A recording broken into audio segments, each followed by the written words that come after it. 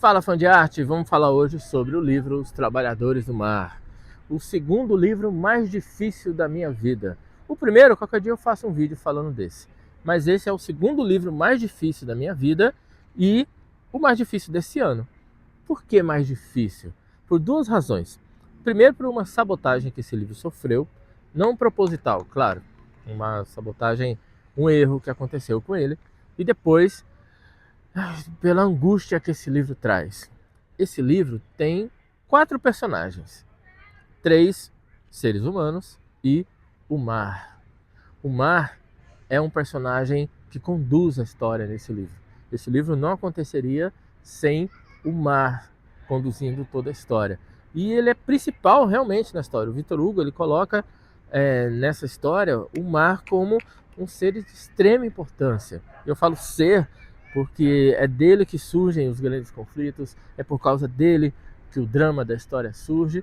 Como o livro fala, Os Trabalhadores do Mar, ele explora essas pessoas, explora a história, dentro da história, ele explora esses personagens que são tão enigmáticos, que vão aí um pouco do metafísico, com casas assombradas, com lendas, e a chamada revolução, a tecnologia dos barcos a vapor, e um personagem específico que passa por um período angustiante dentro de uma ilha, e foi angustiante porque eu fiquei nessa ilha junto com ele. Foi o momento mais difícil do livro, porque sabe quando você trava no capítulo? Que a gente lê e parece que foi 2, 3 páginas.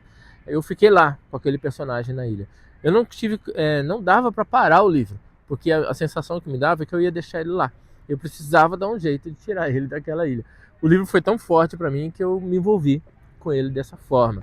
Mas tem um outro erro que acontece aqui, dentro desse livro, que ele foi, digamos assim, mais prejudicial para o livro, mas que faz dele também uma edição importante.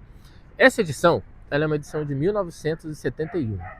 Nesse momento, esse livro é um livro do autor Victor Hugo e é traduzido pelo Machado de Assis.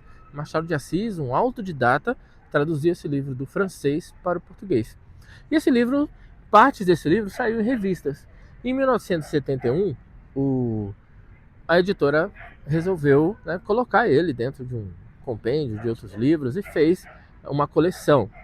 Mas no meio dessa edição toda, esse livro veio com a ordem cronológica alterada. E aí imagina num livro que já é difícil, que já é angustiante e que a gente está lendo e está percebendo que tem alguma coisa estranha nesse livro.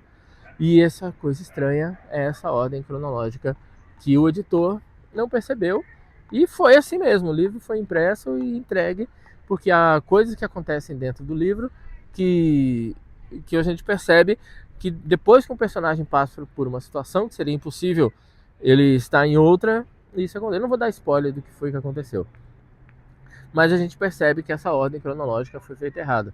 Eu fui pesquisar, porque é uma coisa que eu não gosto de fazer.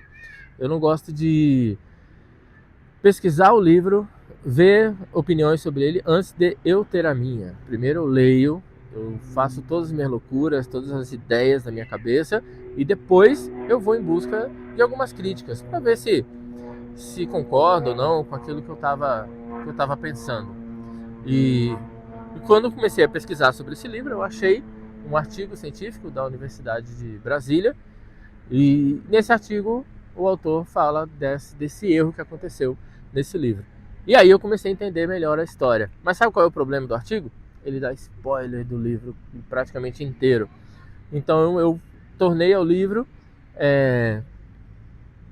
com esse spoiler, sabendo o que ia acontecer, mas mesmo assim o livro é incrível de se ler, porque ainda com esses erros, porque tem um cara, o Zé Wilker, eu lembro dele numa entrevista, ele dizendo que existem textos tão bons que o autor não consegue estragar.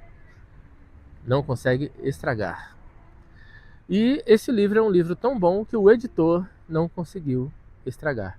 Então, Os Trabalhadores do Mar vai ficar na minha memória como o livro mais difícil de 2026 para mim. E com certeza eu vou buscar obras do autor e trazer para vocês curiosidades e coisas novas e as minhas impressões. Afinal, esse canal é feito para você, fã de arte, trocar ideia comigo.